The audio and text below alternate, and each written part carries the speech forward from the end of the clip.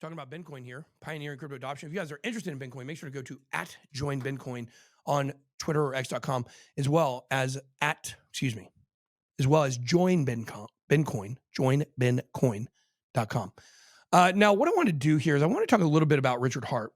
And I want to talk to you guys about something that I'm going to be doing to support the Hex community. And Bitcoin is going to be joining with us and is going to be doing this. We will be using some of our treasury funds for some of this stuff because Bitcoin's about adoption. It's about our treasury funds are going to be used towards doing things that we feel like will make an impact for crypto adoption. Okay. So one of these things, or things we feel like we can do is we can support Richard through this. This has a big impact on the entire space.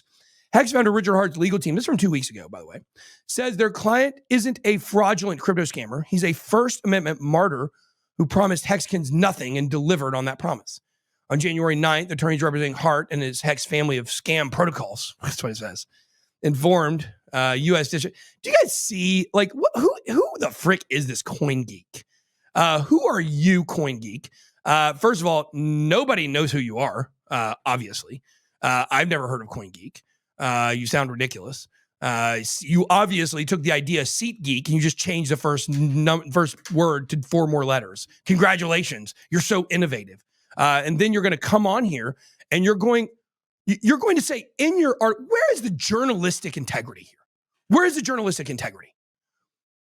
All of his family of scam protocols. And look at this. Now, this is weird. Guys. This is weird. Because here CoinGeek says, Richard Hart's Hex token plummets amid more Ponzi allegations. But yet in this story, they say his Hex family of scam protocols. What a piece of shit article this is. Whoever wrote this, Steven Stradbrook. Let's go harass this guy online. I use the word harass in a friendly way. There. Okay, so there you go. This stuff is just, when I read stuff like this, it makes my stomach turn because it is. Just, what are we doing in the world? What are we doing in the world? What is news? Is news real anymore? Is there anything that's factual? There's nothing factual anymore. Everything's opinion-based, and it's all reported as facts. This is an op-ed. When someone makes a claim that is not a fact, that's an opinion piece, it's not a factual article. And it's time that we as a people in the United States of America and beyond stand up and say, we're tired of this, we're fed up with it, give us real news or get the F off the internet. I'm tired of it. So anyways, let's see. With Hart hiding out in Helsinki, we do not know that to be true. Once again, another fallacy. The SEC struggled to serve Hart with a summons. Hart's evasiveness forced it to delay. Guys, this is asinine. What happened is I got a letter from the SEC, and it wanted any information or any messages that we ever had with Richard. And most of that was about him coming on around the blockchain, and we sent all that to him. And they asked us for all kinds of stuff. They asked for, because they were doing a fishing expedition, and they were asking for every single crypto address we had because they were investigating Richard.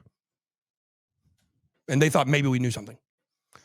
We told them, TJ told them no. And now we see why. We know why TJ didn't want the SEC around. We know that very clearly now. But the fact is that it was a fishing expedition. That's what happened, is that the SEC desperately wanted Richard to pay people to promote Hex, because if he had done that, he could be in trouble. Especially if he had paid people to promote it around the time of the sacrifice. Now, paying for marketing for Hex is not a problem, but around the sale and the sacrifice, I think that would have been a problem. Because of the promised return, or at least the thought of the return. But he knew that. But Richard knew that, and he didn't do that. He knew Richard is smarter than the SEC. Richard played them, is what he did. He designed something that was perfectly according to their rules. And now they're mad about Guys, what are we supposed to do if we don't have the rules? Take my ball and go home. And that's it. And so today, I'm officially announcing that I'm going to be making a documentary to support Richard. And it is not going to be like the final stakes one or the high stakes. It's not what it's about. This is strictly going to be about why Hex is not a security. And we're going to take this documentary. It's going to take us several months to do. And we're going to make this documentary from the perspective of we're tired of these things that are factually not securities being called securities. And Hex is going to be our case study. And so if you're very heavily involved in the Hex community and you have things to say about that, there may be an opportunity where you might get a chance to get interviewed and to talk about that. Because we're going to push this and we are going in lockstep with this community hand in hand. I will fight with you, Richard, until this is over. So there you go. We've also been talking about maybe putting together maybe a fund to help with some of the legal fees. Now, here's the thing. Everybody knows Richard is rich, right? We all know that. But the question is, do we want him to fight this financially by himself? Do we want that? Because isn't this our fight? This isn't his fight. It's not Richard's fight. This is all of our fight. Guys, I'm a crypto influencer. You bet your bottom dollar that whatever's going on with Richard applies to me, right? The stuff going on with Ian Bellina applies to me. Guys, we got to support these people. And I'll tell you what I think is really disgusting. It's really disgusting when people come into crypto, make a bunch of money off of people's backs and their suggestions, and then they leave because it's bear market and they leave all these people out to dry. You should support Richard if he's ever made you $1. Or if Hex has ever made you $1, you should support him. And if crypto in general has ever made you $1, anything outside of Bitcoin, you should support him. The same way that the Ripple case brought me and the Ripple community together. That's what this case is going to be. We're going to take a big focus on this. So this is about the SEC letters that we got. Guys, they were all fishing expeditions. This didn't mean they were actually in trouble. They don't have anything on Hex, guys. That's the entire thing. They have nothing in this case. They have to find Richard. They have to depose him. And they have to try to catch him in lies to show that they did something wrong. That's it. That's all this boils down to. So, want to do some things today. We already called Gary Gensler. Guys, this is house.gov/representatives. We're going to enter our zip code right now. We are 30101. Or actually, I think it might be 30144 right now. So here we go. These are our representatives, Barry Loudermilk and Marjorie Taylor Greene. Can we call Marjorie? Marjorie? Can we call Marjorie? Yeah, we can. The other day, I've reached out to her people before and I didn't get a response already, but yeah, let's try it. So what we're going to be doing, guys, on the show during this is Bitcoin adoption segment, is we are going to be starting with zero knowledge on what we need to do to make a difference. And we're going to actually start making differences on the show. All right, let's call Marjorie.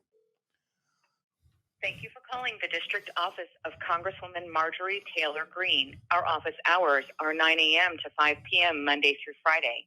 Okay. For the most up-to-date information concerning Congresswoman Greene's work in Congress, please visit her website at green.house.gov.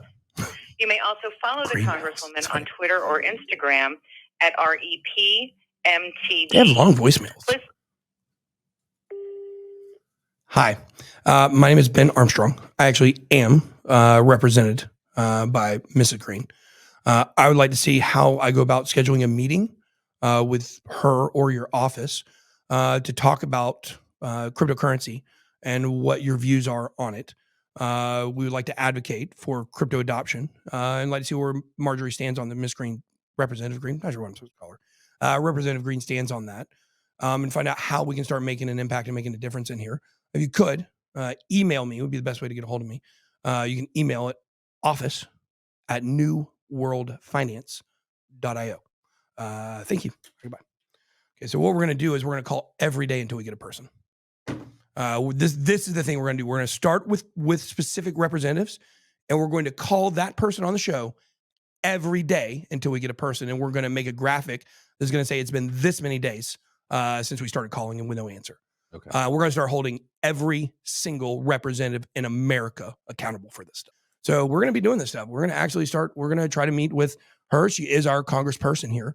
So surely with our senators and Congress people here in Georgia, we can actually meet with them and give you guys a roadmap on how to do it. But I'm going to start calling everyone in the country. We are going to be the grassroots adoption effort. That's Bencoin, period. Who else is out here doing this stuff?